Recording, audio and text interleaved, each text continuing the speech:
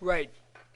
The topic on this presentation is going to focus on acid bases and the introduction to the ideas of a titration. Um, we measure acids as well as bases, like other solutions, as a molarity. And that's going to be obviously then moles of solute over the liter of solution. Whenever we do look at concentrations, we use the symbol of bracketing.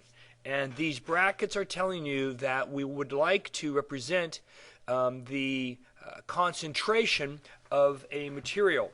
Here we see HClO3 as an acid. We know it's an acid because this compound begins with an H, so it is a acidic compound.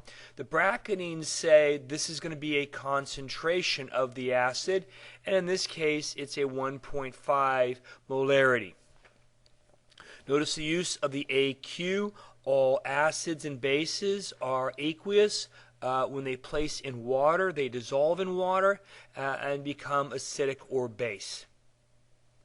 What are the properties of acids? One of them is they have a sour taste, like vinegar or citrus fruits. They can cause plant dyes to change color. It changes the actual pigment in the plant, and therefore the pigment molecule changes to a different color. That's going to become a very important tool for us because we can use plant dyes to indicate or show how strong or concentrated an acid is. These dyes get used during titrations. Metals react with metals react with acids very strongly. They are corrosive and will eat away at pipes and such. It's worthwhile asking the question, why is it that we have cleaners for our house and our bathrooms? Those cleaning solutions are not acids, even though acids are very aggressive chemically and do damage to things such as mold or bacteria, but we never see them in things like toilet bowl cleaner and things we use to clean the glass on the mirrors. And the reason we don't use acids is because they would eat away at the pipes that make up our fixtures in the bathroom, and so our cleaning solutions don't use acids. Here is an example of the corrosion of a metal.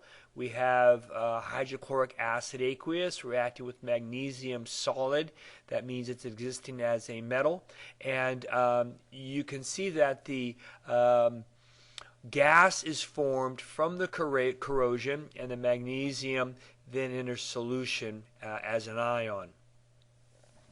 The acids also react with carbonates and bicarbonates, producing carbon dioxide gas. In the stomach, there is hydrochloric acid. This acid can sometimes be kicked up into the esophagus, causing irritation to the esophagus lining, and that is what we term heartburn. When you take a antacid or Tums and Rolaids, these are designed to, milk of magnesia an example, these are designed to react with the acid and causes the irritation to the esophagus from the heartburn to go away. In doing so, it's going to produce carbon dioxide gas, which causes a bit of burping when you take these things. Here's our example of hydrochloric acid reacting with calcium carbonate.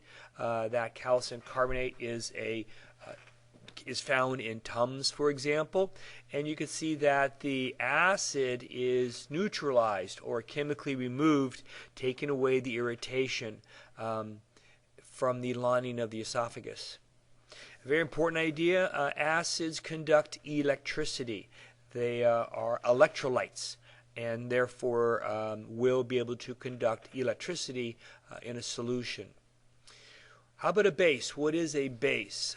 Base is a bitter tasting material. What's interesting about a base and the fact that it tastes bitter is many naturally occurring poisons produced by plants are base or alkaloid in nature. And so evolutionarily, the capacity for our tongue to detect the bitter taste of bases is most likely based around the idea of detection of the poison in the plant material and not eating it. It often produces a gag response. But not all things are going to be poisonous. You do have quinine water, the bitterness of a caffeine cup of coffee, often matched by a nice sweet donut. They complement each other. And milk of magnesia. Milk of magnesia is used for the heartburn, which we discussed last time. They feel very slippery when your fingers, and soaps are based in alkaloid materials or bases, and that produces the slippery properties to it. It's corrosive to organic material. Organic is molecules that are found in cells, in life forms. So just like we would not use an acid in the bathroom because it is corrosive on the piping, bases are ideal for cleaning materials in a bathroom or around the house because they don't cause damage to the surfaces like metals or floors, but they're very, very aggressive in damaging or killing organic cells, organic materials, and bacteria. Like acids, it causes plants to change color, and that again can be used to let us know how concentrated the base is. And like an acid, it does conduct electricity. It does have electrolytes. An example of bases is ammonia, NH3, as well as OH minus, that is the hydroxide. That is a term you want to be aware of. OH minus is a hydroxide, and that hydroxide is what is considered a base. Now, it was Arrhenius in the late 1800s that first defined exactly what is an acid. And an acid is the presence of H plus ions in water. The H plus ion is enormously aggressive chemically, and therefore that solution is potentially very, very damaging. Questions come up as what does the chlorine minus do? What does the chlorine ion do in that solution? The answer is it does nothing. Other than be an ion in the solution, it does not cause or be part of the acid property of the solution. The acid property is coming strictly from H plus.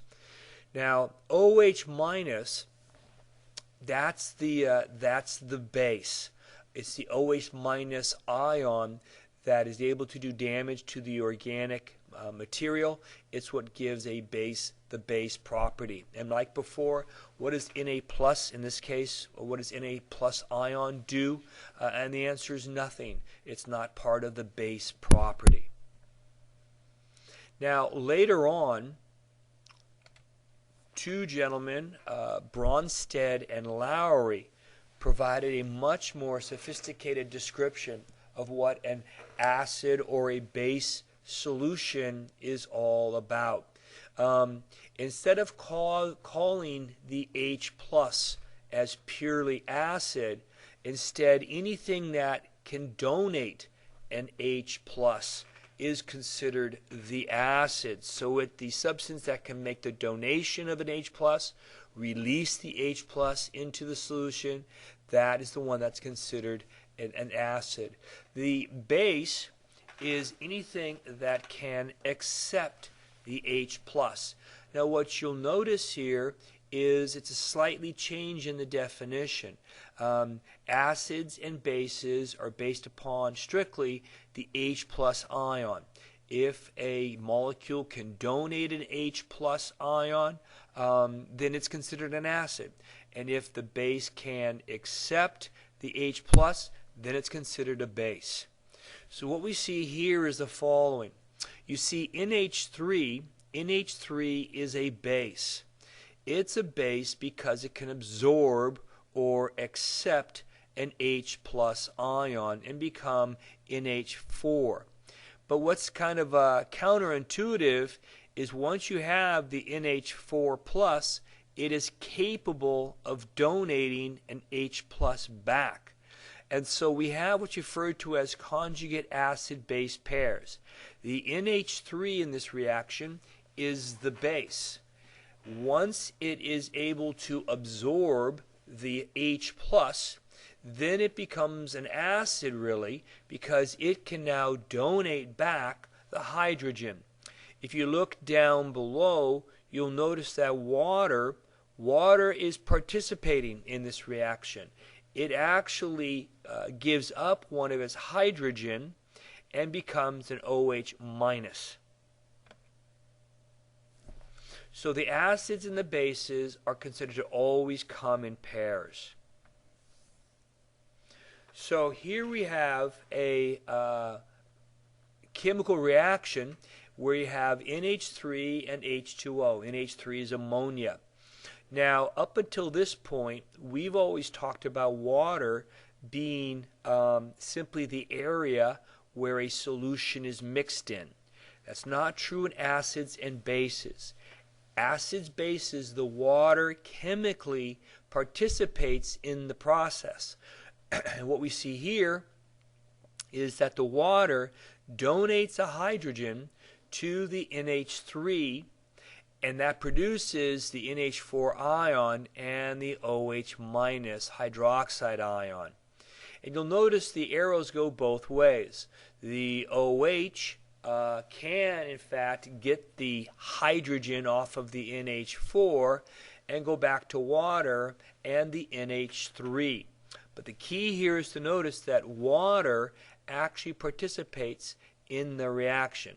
So water is considered the acid, NH3 the base, and the acid is NH4 because it can donate the hydrogen, and the OH minus is the base.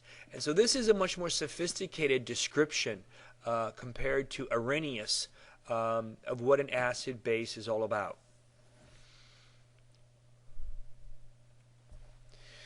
Now, when we discuss an acid, we have discussed it as H plus, and that is correct. But the reality of it is that the H plus binds to water, and that produces a hydronium ion. And what that simply means is it becomes attached to the water, and so it turns out that in an acid solution, the H plus actually exists as an H3O plus, and that's referred to as the hydronium ion. Now there are different types of acid. One type is the monoprotic acid. It's also referred to as a binary acid. What that simply means is you have a hydrogen attached to some other anion. In this case, it's a hydrogen attached to chlorine. So this is an example of a binary acid or a monoprotic acid because only one hydrogen involved. And this, of course, is nitric acid, and this is acetic acid. So what you have is a single hydrogen involved in the binary acids. Now, the diprotic acids, you might suspect, they have two hydrogens associated with them. In this case, you have sulfuric acid, and you'll notice it separates into a H plus. It can further separate. A second hydrogen can come off it and wind up being simply SO4 minus 2. As you might suspect, the triprotic acids have 3 hydrogens. And realize that whenever you do represent the compound of an acid, you always lead with the hydrogen. For example, look up top, you'll see HCl. HNO3. Go down the middle. The sulfuric acid is H2SO4. Leading with the hydrogen tips you to realize it's an acid arrangement.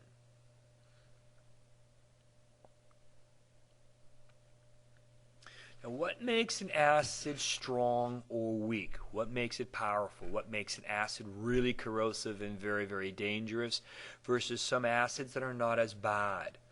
And the answer is, how easily does the H plus get pulled off of its compound? Some don't get removed very easily at all. And those are called weak acids because you cannot build up a lot of H plus in solution. Strong ones dissolve or disassociate completely and very successfully. This is a nice diagram that shows this. You'll notice in the pipette you have the red ball and the white one, and that's the starting solution. And when you place that acid in water, in the first beaker, you'll notice that all the protons, or H pluses, come off or dissociate completely from whatever ion it's attached to. So here you have a complete separation of all the protons from that ion. And because of that, it's considered a strong acid. You can build up a lot of H plus successfully in there. Now on the right, what you'll notice, we have a different acid. And that different acid, when it's placed in the water, not all the hydrogens come off. The hydrogens are held too strongly. And because of that, you can't build up a lot of H plus. You cannot produce a very strong acid because the hydrogens just are not very successful coming off it. An example of a strong acid on the left is hydrochloric acid. There's almost 100% dissociation or separation of the H plus. On the right, the weak acid, acetic acid is one. Acetic acid is not particularly strong because it does not dissociate very well. Here's a very nice graph of what we're talking about. On the left, you will notice that you have a hydrogen attached to some other ion. For example, you can imagine HCl. You can imagine sulfuric acid, H2SO4. And you start out with a full attachment of the hydrogens. But once you get it in the water, you'll notice that all the hydrogens are separated, dissociated from the green.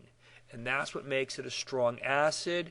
Take a look at the right. This is considered a weak acid. And because it's a weak acid, the dissociation is not particularly successful. And the result is a concentration of H plus, and the resulting B minus is very, very low.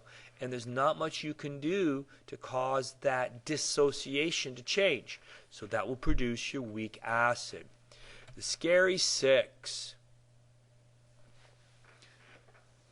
These acids are virtually 100% dissociated. Those hydrogens separate almost completely when placed in water, resulting in an enormously high concentration of the H plus. Here is that dissociation: bromic acid, hydrochloric acid, the nitric acid, sulfuric acid. These are enormously powerful acids, very dangerous, because they dissociate or dissolve so well.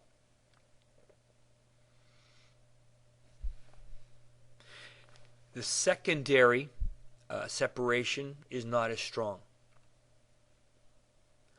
What about bases? We've been focusing a lot on acid. What are bases all about? Bases are the OH minus. This is called the hydroxide ion. Remember, the acid is the hydronium ion, and the base is the hydroxide ion, which is OH minus. Strong base, just like a strong acid, it tends to dissociate completely, giving a large amount of OH minus ions. Sodium hydroxide is a classic base, one of the most common used. Weak bases are simply ones that separate only slightly when placed in water. Ammonia is an example of a weak base. Sodium hydroxide, I might note, going back to the idea of household cleaners, the sodium hydroxide is used for the big strength cleaners like bleach, toilet bowl cleaner. When you need to be a bit more gentle on surfaces, such as, say, flooring or cabinet surfaces, you don't want to be so aggressive with the base, and so ammonia is usually the choice that is used. So what about the properties of all acids and bases? Regardless of them, what do they all possess? And one of the key ones is they all are strong electrolytes. What that means is they conduct electricity very, very well. Strong acids, strong bases, soluble ionic compounds, they all conduct electricity really well. Weak electrolytes, notice they do not conduct electricity very well. Weak acids and bases are examples of that. And non-electrolytes are simply things like sugars and other covalent compounds. But the take-home message from this particular slide is that all acids and bases will in fact conduct electricity very well. They are considered electrolytes. When you are diluting acids, there's a very important rule. Mixing water and acids together creates a lot of heat. Bonds get broken when you produce acids. And so when you dilute acids, you always want to make sure you got to pour acid into the water and not the other way around, because when you again do this, it heats so much you can turn the water to steam, and you want to have yourself pouring it into the water so that if there is steam or splashing, it's a lower concentration that you work with. So do as you ought, pour acid into water.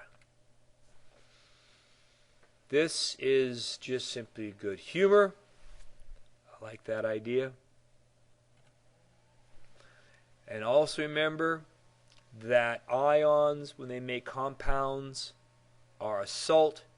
So if you have a base in NaOH, your salt is over your base. Now, we need the opportunity to calculate concentrations of acids and bases using both pH as well as molarities.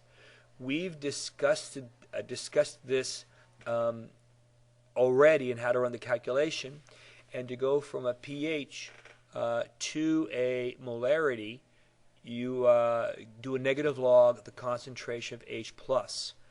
And so notice, if you have molarity and you want pH, that's on the left. If you already have already have pH and you want the molarity, that's the equation on the right. Now this is an important idea. When a solution is neutral, what that means is the H+ concentration and the OH- concentration are equal to each other. When you're at 25 degrees Celsius, that's important because when you heat things up, H pluses, OH minus separate better or worse, and it affects things. So at 25 degrees Celsius, which is a little bit above room temperature, the concentration of the H plus in pure water, there is still H plus and OH minus. It's 1 times 10 to the minus 7th, and the pH for that is 7. If it's acidic, the concentration of the H plus is greater than the concentration of the OH minus. the concentration of H plus will be greater than 1 times 10 to the minus 7th, and you have a pH less than 7. For the basic, it's the opposite direction. As the pH goes up, molarity actually goes down. And that's the nature of the measurement tool. What is considered a weak acid? Anything in the vicinity of 3, 4, or 5 pH, that's considered pretty weak. You get down the vicinity of 2, 1s, and 0s, that's considered a very strong acid. And again, when you have something more and more acidic or more and more basic, it's based upon the hydrogen ions or the OH minus concentration.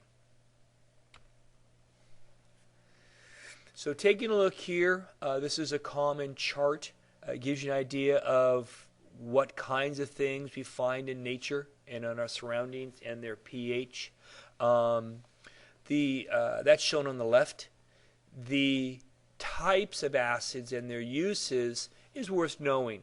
Your stomach acid, what type is it? It's hydrochloric acid. One question comes up, why doesn't the stomach get eaten away? And that's because there's a very thick mucus that actually coats the lining on the inside that prevents the hydrochloric acid ever getting in contact with the stomach lining. And that's why it doesn't get eaten through. But the acid itself is hydrochloric acid. The agriculture and making of fertilizer uses sulfuric acid. Sulfuric acid is the largest amount of type of acid made in the world, and it is made in such quantity because of its importance in the production of agriculture and fertilizer. Batteries use hydrochloric acid also. Vinegar is acetic acid, and fruit is citric acid. So let's take a look at how to do some of these conversions. We have a situation where the pH of the rain is 4.82. That's acidic. And it asks, so what is the concentration of the H plus as a molarity? And you do the anti-log, which is 10 to the negative pH.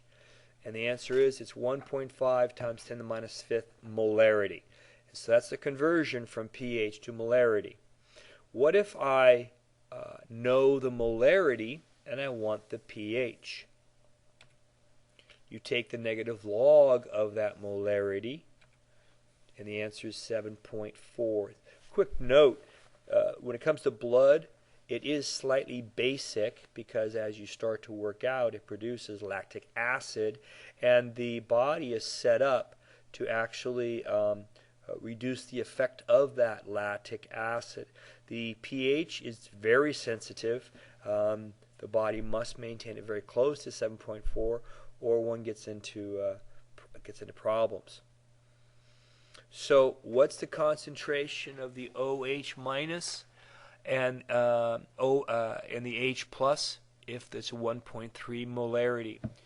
Here's a very important connection. The concentration of the H plus and OH minus is combined. It's always 1 times 10 to the minus 14th. And if the concentration of the H plus is 1.3, then the concentration of the OH minus is a 7.7 times 10 to the minus 15th molarity. Now what this is showing you is, as the concentration of H plus gets greater, the concentration of the OH minus gets much lower. So egg whites are pH is 7.9. Oops. So egg whites, since it's above 7, that's going to be a base. Maple syrup, neutral. Champagne, acid. Sour milk is an acid. Lime juice is an acid. Tomato juice is an acid. Anything with a pH below 7 is an acid. Now, there's a chemical reaction that acids and bases can undergo. It's called a neutralization reaction. What happens is you mix the acid and the base, and when you do so, it produces water and a salt. So the salt is based upon simply cations and anions, and here's an example of a neutralization reaction. We're taking hydrochloric acid and the sodium hydroxide, and when you mix them, notice what you make is water. So when you mix acids and bases together, you get water formed. You actually make the water molecule.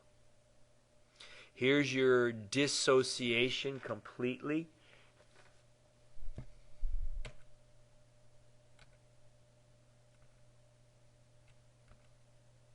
So those are your reactions that will produce the water. Now, how does this work? This diagram shows you the idea that acids and bases, when mixed, you combine them. We just saw that reaction. It produces the water and the salt. Notice up top, what happens during the reaction itself is the H plus ion becomes attached to the OH minus base, and that produces the water, and therefore that is your neutralization reaction. And there you go.